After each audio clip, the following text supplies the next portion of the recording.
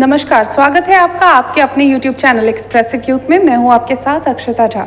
आज healthy youth में हम तीसरे एपिसोड की शूटिंग कर रहे हैं, जहां हमारे साथ मौजूद हैं डॉक्टर स्मृति झा। बहुत बहुत स्वागत है आपका हमारे चैनल में। Thank you. तो आज हम इनके साथ बैठे हैं सीरियोसिस के बारे में बात करने के लिए, क्योंकि सीरियोसिस बहुत ही कॉमनली आजकल पाया जा रहा है, जो यूथ है मेनली। क्योंकि हमारा चैनल भी एक यूथ से कंसर्निंग है, तो हम ज़रूर कोशिश करते हैं कि आप तक जो अवेयरनेस है वो हम आप तक पहुंचा सके, आपको अवेयर कर सके कि क्या चीज़ें हैं, कैसे प्रिकॉशंस आप ले सकते हैं। तो बिल्कुल साधारण सवाल से शुरुआत करूँगी कि सीरियोसिस क्या है। सोरियासिस एक इन्फ्लामेटरी कंडीशंस है, जेनेटिक होता है और कभी कभी एडियोपैथिक भी होता है। और सोरियासिस एक ऐसी बीमारी है जिसमें हम कभी भी रूट कॉज को नहीं क्योर कर सकते हैं। हाँ, हम लोग उसको कंट्रोल कर सकते हैं। और psoriasis mainly 16 to 22 years and 57 to 62 years of age में होता है। जी, मैं आपसे ये भी जानना चाहूँगी कि सीरियोसिस के बारे में, जैसा कि अभी आपने कहा कि क्योर नहीं हो सकता है, और मोस्टली जैसा कि मेरी समझ में है कि ये यूथ में होता है, जो 15 to 35 का एक एज ग्रुप है, उसमें ज़्यादातर ये चीज़ पाया जाता है। तो किस तरीके से हम इसको फिर कैसे हम रेजिस्ट कर सकते हैं, या कैसे हम इससे खुद को बचा सकते हैं? एक्चुअली सोरियासिस जो होता है वो मेटाबॉलिक सिंड्रोम से एसोसिएटेड होता है। तो सोरियासिस से बचने के लिए हम लोगों को कुछ चीज़ें हैं जिन पर ध्यान देना चाहिए, जैसे कि ओबेसिटी हो गई। अगर आजकल जैसे यूथ में मोटापा देखा जा रहा है कि हम बहुत कम एज से बच्चे ओबेज हो जाते हैं, तो ओबेसिटी से बचना चाहिए। कुछ है जैसे डायबिटीज़ मेलाइटस कंडीशंस है, या कोलेस्ट्रॉल की शरीर में वृद्धि हो जाना, तो ये सब कंडीशंस है जिससे कि हमें बचना चाहिए। इसके अलावा अभी हम लोग जैसे देखते हैं कि यूथ में स्ट्रेस बहुत ज़्यादा होता है, तो stress is one of the most important cause of psoriasis. तो स्ट्रेस को कम करने के लिए मेडिटेशन, योगा वगैरह करना चाहिए। इसके अलावा अगर सोरियासिस से हमें बचना है तो हमें अपने फूड हैबिट्स पे भी ध्यान देना चाहिए, जैसे कि जितने भी हाई ग्लाइसेमिक इंडेक्स फूड हैं, जैसे रेड मीट हो गया आपको, फिर पोटैटो, राइस, या कोई भी पैकेट। हाँ, तो carbohydrate and fat rich food, तो उसको अवॉइड करना चाहिए। साथ ही जैसे पैकेट के जितने भी सामान हैं मार्केट में, सब में प्रिजर्वेटिव होता है, तो प्रिजर्वेटिव जो होता है वो भी एक कॉज होता है सोरियासिस के लिए। तो इसलिए जितने भी डब्बा के या पैकेट के सामान जो मार्केट में अवेलेबल हैं उनको भी थोड़ा अवॉइड करना चाहिए। साथ साथ जंक फूड्स जितने हैं, जैसे मैगी हुआ, चाउमीन हुआ, बर्गर, पिज़्ज़ा, जो आजकल यूथ ज़्यादा पसंद करते हैं, मोमो, तो ये सब भी अवॉइड करना चाहिए। तो इन सब को अवॉइड करके और अपने लाइफ स्टाइल में को थोड़ा मॉडिफाई करके हम लोग सोरियासिस से बच सकते हैं। जी, तो कहीं ना कहीं आपका ये कहना है कि जो सीरियोसिस है वो लाइफस्टाइल के वजह से ज़्यादा एक कॉज देखा जा सकता है यूथ में। और सीरियोसिस से रिलेटेड आपसे अब एक और सवाल जानना चाहूँगी कि क्या इसके लक्षण होते हैं, शुरुआती लक्षण, जब हम समझ सकते हैं कि ये सीरियोसिस है? देखिए, जब सोरियासिस शुरू होता है तो एक उसके लिए जो प्रॉपर एक कलर के लिए यूज़ होता है, salmon red colour. Salmon red colour उसका जो लीजन होता है वो साल्मन रेड कलर का होता है, और उसमें जैसे डैंड्रफ, कैसे बाल में कैसे डैंड्रफ होता है, उसी तरह से सिल्वरी स्केल्स से वो कवर होता है। Salmon red coloured plaque covered with silvery scales, और उसका जो मार्जिन होता है वो वेल डिमार्केटेड होता है। ठीक है, बहुत सारे और भी डिजीज हैं, जैसे एक्जिमा है या और भी कोई, उसमें मार्जिन उतना वेल डिमार्केटेड नहीं होता है। सोरियासिस का मार्जिन वेल डिमार्केटेड होगा, एंड वो उसका साइड्स जो होता है मेनली वो एक्सटेंसर्स ऑफ बॉडी पे होता है। एक्सटेंसर्स हम लोग किसको बोलते हैं, जैसे कि एल्बो हो गया, नी हो गया, लोअर बैक हो गया, जो भी आपको सन एक्सपोज्ड पार्ट जैसे है, एल्बो, नी, लोअर बैक, देन स्कैल्प, ये सब रीजन में आपको सोरियासिस का लीजन ज़्यादा मिलेगा। इसके अलावा बहुत सारे फ्लेक्सरल सोरियासिस भी होते हैं, जैसे कि अंडर आर्म्स में भी मिलता है, फिर आपको ग्रोइंस में, जो आपके थाइस के बीच का एरिया है, वहाँ पे मिलेगा। आपका जो एब्डोमिनल फोल्ड्स होता है वहाँ मिल सकता है। तो ये सब रेयर कंडीशन होता है, यूजुअली सोरियासिस एक्सटेंसर्स पे ही होता है। ठीक है, तो एक साइड से आप उसको पहचान सकते हैं, प्लस उसके कलर से एंड सिल्वरी स्केल्स थिकेंड होता है सोरियाटिक प्लाक, ठीक है। तो इन सब चीज़ों से आप सोरियाटिक लीजन को पहचान सकते हैं। जी। क्या और भी कुछ ऐसी चीज़ें हैं जो सिम्टम्स के तौर पर बाहर आती है, जैसे क्या बुखार हो जाना या इस तरीके के भी कोई बाहरी लक्षण होते हैं जो हम देख सकते हैं?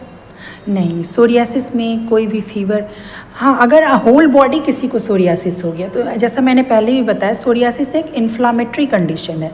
तो इन्फ्लामेशन में 4 चीज़ें मेनली 5 थिंग्स होती हैं: rubor, calor, dolor, tumour and loss of function.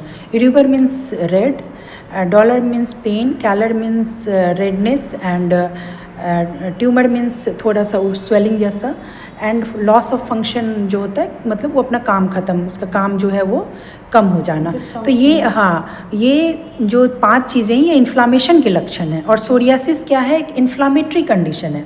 तो जो इन्फ्लामेटरी कंडीशन है तो उसमें इन्फ्लामेशन के कुछ ना कुछ तो लक्षण होंगे, इसीलिए सोरियाटिक प्लाक रेड होता है। थोड़ा आप जब टच कीजिएगा, नॉर्मल स्किन को टच कीजिएगा और सोरियासिस के लीजन को टच कीजिएगा तो दोनों के टेम्परेचर में भी डिफरेंस होगा, थोड़ा वहाँ गर्म लगेगा, कलर भी रेड दिखेगा। पेनफुल यूजुअली नहीं होता है सोरियासिस जब तक कि उसमें कोई सेकेंडरी इन्फेक्शन ना हो जाए, ठीक है।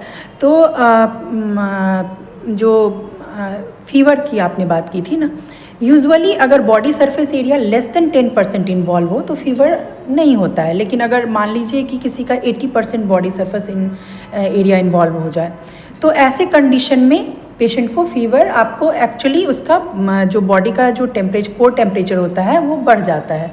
अब इन्फ्लामेशन इतना बॉडी को 80% बॉडी सरफेस एरिया में अगर इन्फ्लामेशन है तो कोर टेम्परेचर स्वाभाविक रूप है कि वो बढ़ेगा ही, तो तभी फीवर होता है, यूजुअली फीवर नहीं होता है इसमें। साथ ही मैं आपसे ये भी जानना चाहूँगी कि इससे हम किस तरीके से बच सकते हैं? सोरियासिस मैंने जैसे पहले भी बताया कि सोरियासिस को अपने आप लाइफ स्टाइल में मॉडिफिकेशन करके, अपने फूड हैबिट्स को चेंज करके आप इससे बच सकते हैं। लेकिन जैसा मैंने पहले भी बताया था कि जेनेटिक एक कॉज होता है इसमें, तो जितने भी जेनेटिक कॉज के डिजीज़ हैं उसके रूट कॉज को तो हम लोग ठीक नहीं कर सकते हैं, तो वो हमारे हाथ में नहीं है। लेकिन हाँ, अगर हम लोग बाकी चीज़ों पे ध्यान दें, स्ट्रेस लेवल को कम कर दें, मेडिटेशन करें, योगा करें, लो ग्लाइसेमिक इंडेक्स फूड लें। ट्रॉमा एक कंडीशन होता है, अगर बार बार किसी को चोट लग रहा है और उसके जीन में सोरियासिस का जीन है, हाँ सोर्स 9 और 11 हम लोग बोलते हैं उसका जीन होता है, तो पहले से अगर उसके बॉडी में सोरियासिस का जीन है और साथ साथ उसके साथ एग्रावेटिंग फैक्टर्स है उसके साथ, तो उसको सोरियासिस होने का चांसेस बढ़ गया। लेकिन सपोज़ किसी में सोरियासिस का जीन है लेकिन एग्रावेटिंग फैक्टर्स को उसने लो कर दिया हो, जैसे मैंने सब बताया, life style modifications and food का जो भी हाई ग्लाइसेमिक इंडेक्स फूड नहीं लेना है, लो ग्लाइसेमिक इंडेक्स फूड लेना है, ट्रॉमा को अवॉइड करना है, किसी तरह का चोट नहीं लगना चाहिए। प्लस सन रेज का भी इसमें इम्पॉर्टेंस होता है। अगर आप कहते हैं कि अगर थोड़ी देर के लिए आप धूप दिखाते हैं सोरियासिस के लीजन में तो फ़ायदेमंद होता है, बट अगर आप बहुत लॉन्ग टर्म से अगर 1-2 घंटे धूप में बैठे हैं तो एग्रावेट भी कर सकता है सोरियाटिक लीजन को, ठीक है। तो ये सब हम लोगों को देखना चाहिए। तो कैसे हम समझ सकते हैं कि सोरियासिस है या कोई और इन्फेक्शन है? क्योंकि अभी क्या होता है कि हमारे आसपास माहौल में बहुत ऐसी चीज़ें होती है और स्किन ऐसी सेंसिटिव हो गई है लोगों की कि आप अगर थोड़ा सा भी डस्ट भी पार्टिकल टच करते हैं आपको इचिंग होने लगती है, रेडनेस हो जाती है। तो हम ये कैसे डिफ्रेंशिएट करेंगे कि नॉर्मल डस्ट पार्टिकल से या अदर किसी चीज़ से इन्फेक्शन है या सोरियासिस है? देखिए, सोरियासिस का पैथोग्नोमिक फीचर मैंने बताया, salmon red coloured plaque with well demarcated margin and silvery scales present over extensor aspects of the body। Usually ये सोरियासिस का लीजन ऐसा ही होता है। लेकिन अगर उजी है, उजिंग मीन्स थोड़ा सा फ्लूइड जैसा निकल रहा है लीजन से, तो सोरियासिस यूजुअली उजिंग नहीं होता है, उसमें से आपको फ्लूइड जैसा सिक्रीशन नहीं निकलेगा। ईचिंग नहीं होता है सोरियासिस में। ओनली सम टाइम्स जब एक्टिव लीजन होता है, जब लीजन स्टार्ट होता है तो पेशेंट थोड़ा बहुत, वो भी ऐसा नहीं कहेगा कि मुझे एक्सेसिव ईचिंग हो रहा है, मुझे नींद नहीं आ रही है ईचिंग के कारण। जब भी एक्जिमा होता है या और भी कोई स्केवीज जो कि कॉमन डिजीज़ है, जैसे सुपरफिशियल डर्मेटोफाइटोसिस, जैसे कॉमन लैंग्वेज हम लोग दिनाई बोलते हैं, दाद बोलते हैं, तो ये सब में पेशेंट जब आएगा तो पहला कंप्लेंट करेगा बहुत खुजली हो रही है, तो सोरियासिस के पेशेंट यूजुअली आपको ये सिम्टम लेके नहीं आएंगे कि मुझे खुजली हो रही है, वो बस बोलेंगे कि मुझे बहुत दिन से है, ये छूट नहीं रहा है, देखने में अच्छा नहीं लग रहा है, इससे उजला उजला गिरता है, रूसी जैसा झड़ता है, ये सब बताएंगे। तो ये सब चीज़ ध्यान रखना है कि लीजन उजिंग है कि नहीं, इचिंग है कि नहीं, और इन सब बेसिस पे सोरियाटिक लीजन को हम एक्जिमा से या दिनाई से या किसी भी तरह की, जैसे आपने एलर्जी की बात की, सीमेंट से एलर्जी होता लेके आते हैं लोग, उसको एलर्जी कॉन्टैक्ट डर्मेटाइटिस बोलते हैं। तो एलर्जी कॉन्टैक्ट डर्मेटाइटिस में भी लीजन उजिंग होता है, उसमें सिक्रेशन आते रहता है, बहुत इचिंग होगा पेशेंट का, कभी कभी पेन के साथ भी आते हैं। तो सोरियासिस में ऐसा यूजुअली होता नहीं है, पेन, इचिंग, उजिंग ये सब नहीं होता। जी, तो कहीं ना कहीं हम इससे डिफरेंशिएट कर सकते हैं कि अगर पेन हो, इचिंग हो, तो वो definitely it needs to be treated with a doctor, पर वो सोरियासिस नहीं है। हाँ, यूजुअली अब सेकेंडरी इन्फेक्शन अगर हो गया तो हो सकता है सोरियाटिक लीजन में भी पेन यूजिंग हो सकता है।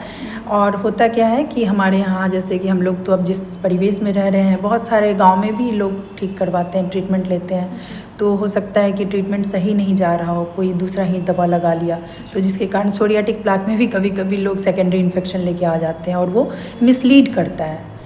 ठीक है, तो इसके साथ ही एक और चीज़ जानना चाहूँगी, क्या इससे मृत्यु हो सकती है एट एक्सट्रीम कंडीशंस? क्योंकि मैंने ऐसे पढ़ा, कुछ आर्टिकल्स मैंने जब देखे तो उसमें ये था कि सोरियासिस जब अपने एक्सट्रीम पे होती है तो इसके वजह से डेथ्स भी हो सकते हैं, लाइफ थ्रेटनिंग है ये। बिल्कुल, जब सोरियासिस, जैसे मैंने बॉडी सरफेस एरिया इन्वॉल्वमेंट की बात की, ये बॉडी सरफेस एरिया जो होता है ये बहुत इंपॉर्टेंट चीज़ है। अगर body surface area less than 10% है तो हम लोग मतलब यूजुअली हम लोग टॉपिकल थेरेपी, मतलब लगाने वाला क्रीम ये सब देके उसको ठीक कर लेते हैं। But some time body surface area 80% and more than 80% involvement रहता है, और ऐसे कंडीशन को हम लोग मेडिकल टर्म में एरिथ्रोडर्मा बोलते हैं। तो एरिथ्रोडर्मा बहुत कारण से होता है, जिसमें एक कारण सोरियासिस भी है, एक्जिमा से भी हो सकता है, और भी बहुत सारे कारण हैं जिसके कारण एरिथ्रोडर्मा हो सकता है। Erythroderma is an inflammatory condition in which body surface in area involvement is more than 80%। ठीक है, तो जब सोरियासिस में एरिथ्रोडर्मा का कंडीशन आ जाए, बॉडी सरफेस एरिया सोरियासिस का जो लीजन है उसका जो वो लीजन मतलब बॉडी सरफेस को 80% से ज़्यादा कवर कर ले, तो उस कंडीशन में सोरियासिस लाइफ थ्रेटनिंग हो सकता है। क्योंकि जब 80% बॉडी सरफेस एरिया में आपको लीजन है तो आपके बॉडी से उतना हीट लॉस हो रहा है, फीवर, मैंने पहले भी बताया, फीवर हो जाता है उसमें कार्डियक मतलब कार्डियक फेल्योर का भी चांसेस होता है। एंड सोरियासिस ऐसा बीमारी है जो आपके सिस्टम्स को भी इन्वॉल्व करता है। ठीक है, मैंने पहले बताया डायबिटीज़ से रिलेटेड होता है, ये हाइपर कोलेस्ट्रॉलिमिया से रिलेटेड होता है, तो ये सब कुछ से रिलेटेड है। ये आपके लीवर को, आपके किडनी को, सबको, आपके हार्ट को, सबको अफेक्ट करता है। तो जब ज़्यादा हो जाता है तो हार्ट फेल्योर का भी चांसेस होता है इसमें। जी, और आखिरी में आपसे जानना चाहूँगी एक मैसेज जो आप देना चाहेंगे अपनी स्किन की केयर करने के लिए, क्योंकि आप एक डर्मेटोलॉजिस्ट हैं तो आप समझ सकते हैं क्या इम्पोर्टेंस है स्किन की, और आप एक मैसेज जो देना चाहेंगे यूथ को और बाकी सब लोगों को जो हमें देख रहे हैं।